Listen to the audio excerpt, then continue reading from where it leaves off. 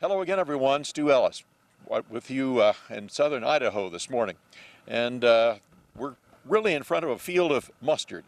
It's a new crop to the area. It's being produced by some rather innovative farmers. I don't have either one of the farmers here this morning, but I've got Noel Garcia of the TPS Lab, and I've got Jared Cook from Rocky Mountain Ag, who is one of the consultants in the area. And Jared, this is a first-year crop for these farmers, something new for you and them. Yep, it's brand new this year.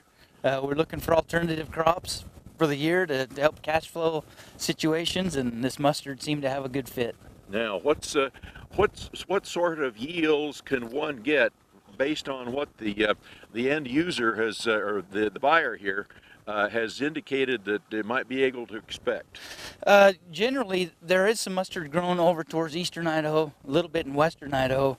High-end yields, about 2,500 pounds per acre. Okay. That's the highest recorded yields I'm aware of. And what does this shape up to be at this point? Well, based on the purchasing agency that's contracted this crop, they're indicating anywhere between 5,000 and 6,000 pounds per acre. All right. So pretty exceptional possibilities. All right. Now, what Noel, in advising Jared, advising the farmer that is producing this, what sort of recommendations does TPS Lab have for a mustard crop, given the soil, given the conditions here? What sort of nutrient contributions, what sort of groceries do you recommend? Well, really, when you're growing for any crop for seed, you really want to concentrate on magnesium and phosphate.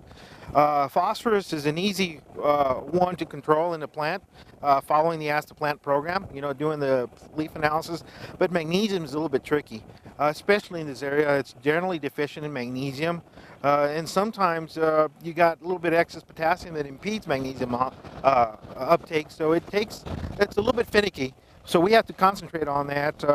The other thing too is this is a multi-fruiting crop, like any multi-fruiting crop, like soybeans in your area. We need to accomplish a lot of lateral branching on that plant to maximize the genetic potential of the crop. So this is where we started getting a little bit more innovative, and we started using hormones.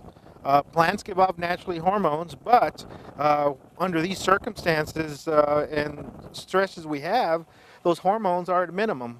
So we sort of recommended to Jared to start applying some hormones early in the season before bloom and then during bloom, so we can maximize all that lateral branching and increase our yields.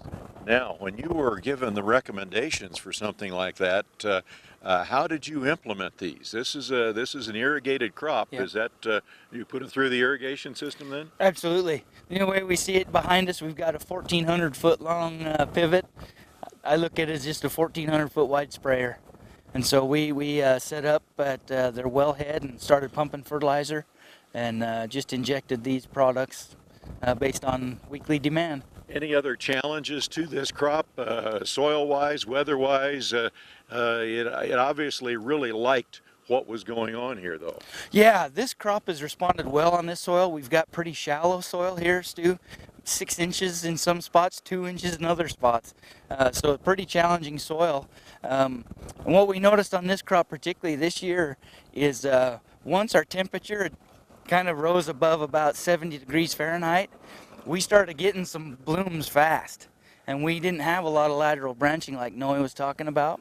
And so we implemented some hormones to help reduce those initial blooms. And I'll tell you, it was amazing watching that plant take on those additional lateral branches. So really, throughout the season, you were adjusting nutrients, you were adjusting hormones.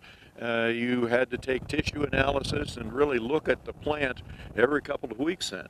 Exactly. We started pretty early on this crop, and people say, well, mustard doesn't have a very high demand for nutrients, and to a point that is correct.